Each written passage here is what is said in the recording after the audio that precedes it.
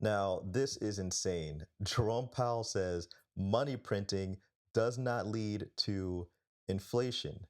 Now, I've listened to Jerome Powell speak quite a bit, but this is the first time that I've actually heard him remark on money printing and its relationship to inflation.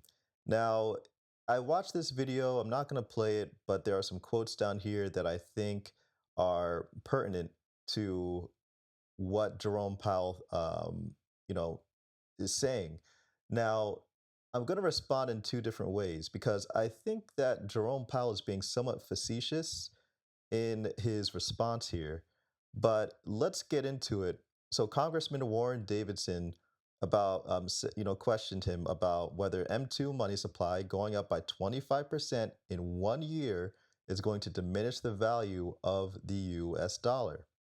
Powell responded, "There was a time when monetary policy aggregates were important determinants of inflation, and that has not been the case for a long time."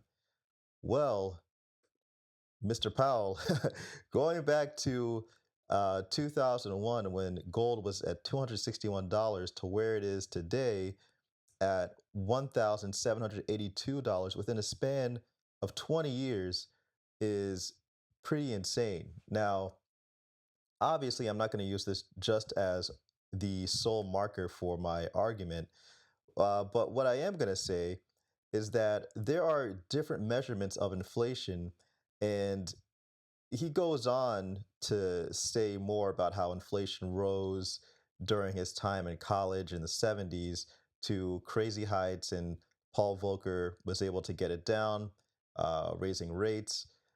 And that leads me to think that, okay, he's particularly talking about one type of inflation, and that's consumer price inflation. Now, obviously, with consumer price inflation, you're not considering, other types of assets within the methodology, whether that's in the old way, the old methodology of doing consumer price inflation, or in the newer methodology, where they actually leave items out of the basket of goods and services uh, that they consider within the methodology if prices get too high, because they assume that consumers will just go to another product that's similar but different, and that's what they would spend their money on because it will be cheaper in price.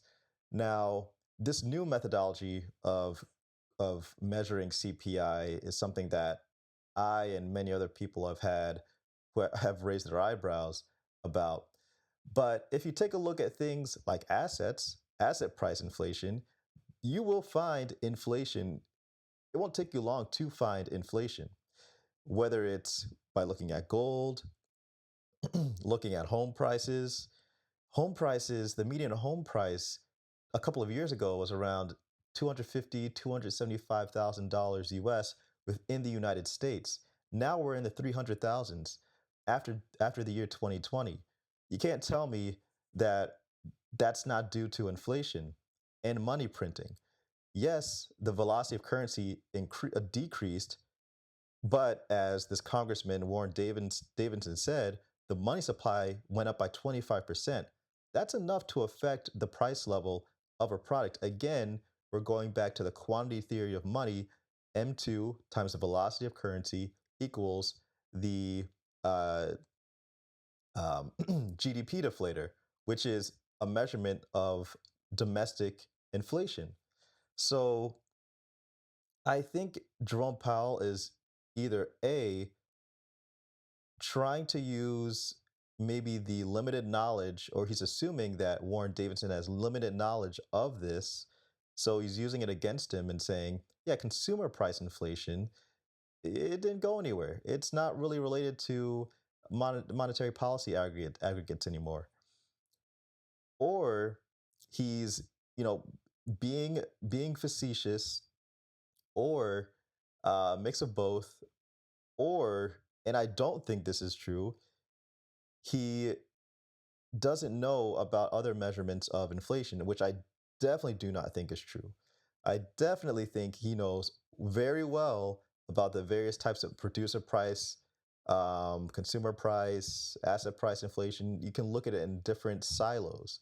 So I I just wanted to make this quick response here just because it was just insane to read this and to hear him say this in front of Congress. But guys, let me know what you think in the comment section below. Thanks again for watching. Please hit that like button. Please subscribe if you're new. It's Black Bullion for goldandsilvertoday.com.